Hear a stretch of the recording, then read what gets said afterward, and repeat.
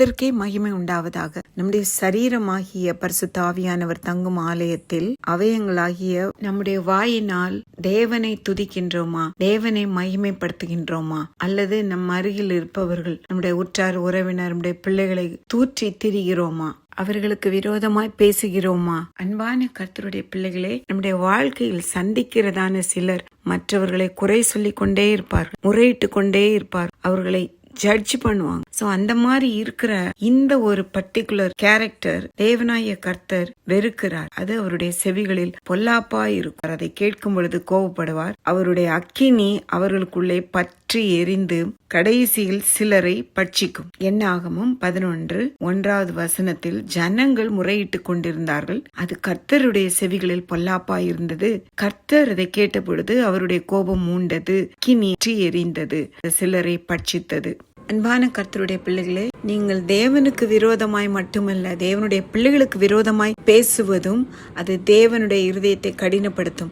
காரணம், நம்முடைய சரீரமானது நாம் தேவனாலே பெற்றும் நம்மில் தங்கி இருக்கிற பரிசுத்த ஆவியினுடைய ஆலயமாய் இருக்கிறது என்றும் நாம் நம்முடையவர்கள் அல்ல என்றும் அறியீர்களா அப்படின்னு 1 கொரிந்தியர் 6:19-20 சொல்லப்பட்டிருக்கு. நம்மள already God has bought us.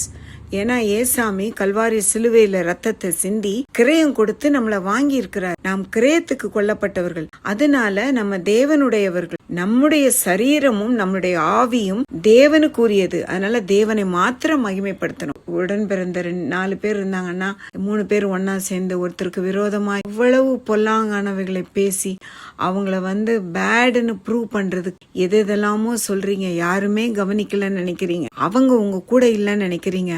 ஆனா கர்த்தர் எல்லாவற்றையும் பார்த்து கொண்டிருக்கிறார். தேவனுடைய பிள்ளைகளுக்கு விரோதமாய் பேசுவது தேவனுக்கு மிருகமாய் பேசுவதற்கு அடையாளம். நீங்க யாருக்கு விரோதமா பேசுறீங்களோ அவங்க ஆண்டவர்கிட்ட முறையிட்டாங்கன்னா கர்த்தர் உங்களிடம் கேட்பார். அதை நாமம் 12:1-16 மிரியாமும் ஆரோனும் மோசே விவாகம் பண்ணியிருந்த எத்தியோப்பிய ஸ்திரீ நிமித்தம் அவனுக்கு விரோதமாய் பேசினார்கள். கர்த்தர் மோசையை கொண்டு மாத்திரமா பேசினார், எங்களை கொண்டும் அவர் பேசினார் என்று சொன்னதை கர்த்தர் கேட்டார். இது ரொம்ப பெரிய விஷயம் கூட கிடையாது. ஆனா அத ஆண்டவர் கேட்டு உடனே இறங்கி ஆசரிப்பு கூடாரத்துல 3 பேரையும் கூப்பிட்டு, என் தாசனாகிய மோசேயோ அப்படிப்பட்டவன் அல்ல, நீங்கள் நினைக்கிற மாதிரி. என் வீட்டில் எங்கும் உண்மை உள்ளவன். அவனுடன் நான் மறைமுகமாக அல்ல முகமுகமாய் பிரத்யட்சமாய் பேசுகிறேன். அவன் கர்த்தரின் சாயலை காண்கிறான். என் தாசனாகிய மோசேக்கு விரோதமாய் பேச உங்களுக்கு பயமில்லாமல் போனது என்ன அப்படின்னு சொல்றார். தேவ கோபத்தினால் மிரியாம் குஷ்டரோகியானால், ஆரோன் மோசேயிடமும் மோசே கர்த்தரிடமும் கெஞ்சிருந்த நிமித்தம் அவருடைய குஷ்டரோகம் நீங்கி போயிற்று.